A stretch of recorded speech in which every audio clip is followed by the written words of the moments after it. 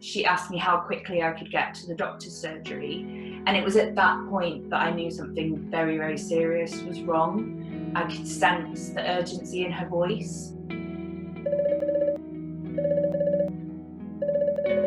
I'm Alex, I'm 27 years old, and in April 2019 I was diagnosed with acute lymphoblastic leukemia.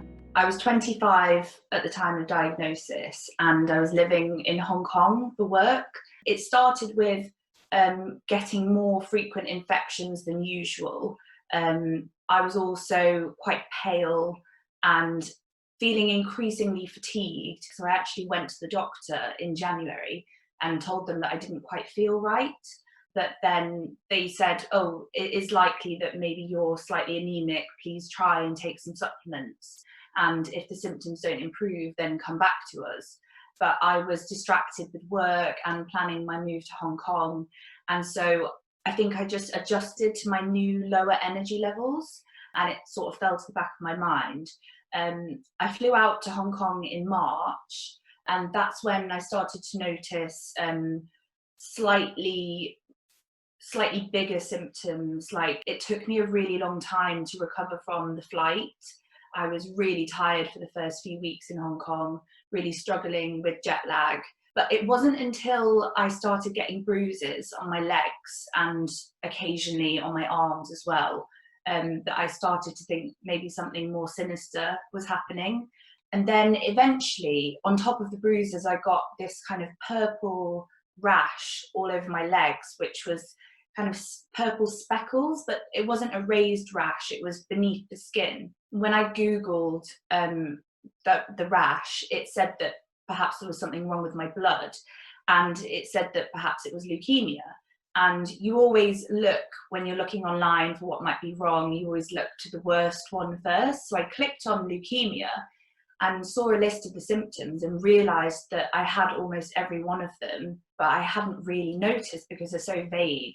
Things like fatigue, breathlessness going upstairs, night sweats as well. I'd also had a particularly heavy period the month before, which was very unusual for me. And that's when I decided to book a doctor's appointment. Fortunately for me, he gave me a blood test on the same day, and within 24 hours he had called me back to tell me that I had acute leukemia. I felt really lonely and isolated in that moment, and knowing that everyone back home in the UK was asleep as well was really hard, and it was just such a lonely moment in my life. And I made the decision to call my mum and wake her up.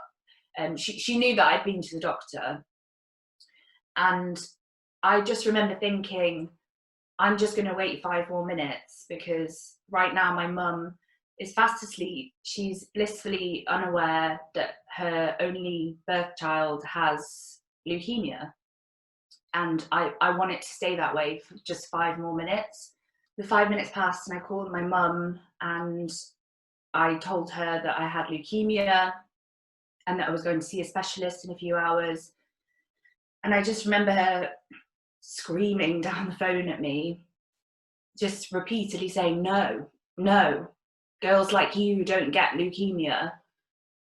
And it was just so upsetting, because to give your parent that kind of news and to be so far from them, not only did I feel lonely, but I'd made her feel that loneliness as well.